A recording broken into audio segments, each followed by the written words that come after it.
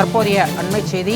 திருச்சி மாநகராட்சிக்கு உட்பட்ட அரியமங்கலம் பகுதியில் செயல்படும் அம்மா உணவகத்தில் சட்னிக்கு ₹2 கட்டாயமாக வசூல் செய்வதாக புகார் எழுந்திருக்கிறது. தற்பொழுது கிடைத்த அண்மை செய்தியாக பார்த்து கொண்டிருக்கிறோம். அம்மா உணவகத்தில் உணவு சாப்பிட்ட நபர் பதிவிட்ட வீடியோ இணையத்தில் வைரலாகி வருகிறது. இதில் இட்லிக்கு சட்னிக்காக தனியாக ₹2 பணம் கேட்பதாக புகார் தெரிவிக்கப்பட்டிருக்கிறது. அண்மை செய்தியாக பார்த்து கொண்டிருக்கிறோம். கடந்த 10 நாட்களாக சட்னிக்கும் ₹2 செலுத்தி வருவதாக ஏழை எளிய மக்கள் குற்றச்சாட்டினை முன்னிறுத்தி வருகின்றனர். அம்மா உணவகத்தில் இட்லிக்காக வழங்கப்படும் சட்னிக்கு தனியாக ₹2 கட்டணம் வசூலிப்பதாக புகார் எழுந்திருக்கிறது. கடந்த 10 நாட்களாக சட்னிக்கு தனியாக ₹2 அம்மா உணவகத்தில் வசூலிக்கப்படுவதாக ஏழை எளிய மக்கள் குற்றச்சாட்டினை தெரிவித்திருக்கிறார்கள்.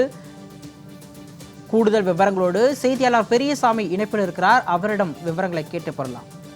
வணக்கம் பெரியசாமி. அம்மா உணவகத்தில் ₹1 இட்லி என்பதை அம்மா அவர்கள் தொடங்கி வைத்தார். இது மக்கள் மத்தியில் மிகப்பெரிய வரவேற்பு பெற்ற நிலை. தற்பொழுது இந்த திமுக விளம்பர ஆட்சியில் சட்னிக்கு தனியாக ₹2 கட்டணம் கேட்பதாக குற்றச்சாட்டு எழுந்திருக்கிறது. இது தொடர்பான விரிவான விவரங்களை பதிவு பண்ணுங்க. கண்டிப்பாக. மாண்புமிகு தமிழக முதலமைச்சர் ஜெயலலிதாவால் ஏழை எளிய மக்கள், நடுத்தர குடும்பம் மற்றும் பயன்பெறும் வகையில் அம்மா உணவகத்திற்கு தமிழ்நாடு எங்கும் தொடங்கி வைத்தார். ஆனால் இந்த திராவிட விளம்பர மாடல் ஆட்சியில் அம்மா உணவகத்தில் வியாபார நோக்கத்துடன் மட்டுமே செயல்பட்டு வருகிறதாக பொதுமக்கள் குற்றச்சாட்டுகின்றனர்.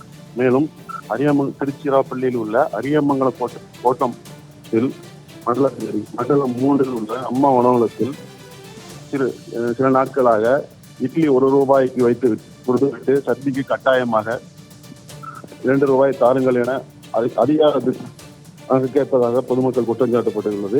இது சம்பந்தமாக சமூக வலைதளங்களில் இந்த வீடியோ பரவி வந்த நிலையில் இது சம்பந்தமாக பொதுமக்கள் அம்மா உணவகத்தில் ₹1 இட்லி கொடுத்துவிட்டு ₹2 சட்னிக்கு கேட்பதால் இந்த திராவிட மாடல் ஆட்சி, விளம்பர ஆட்சி மக்களுக்கு வியாபார நோக்கத்துடன் மட்டுமே செயல்பட்டு வருகிறது. மேலும் இந்த உணவகத்தில் எந்த அதிகாரியும் கண்டுகொள்ளவில்லை.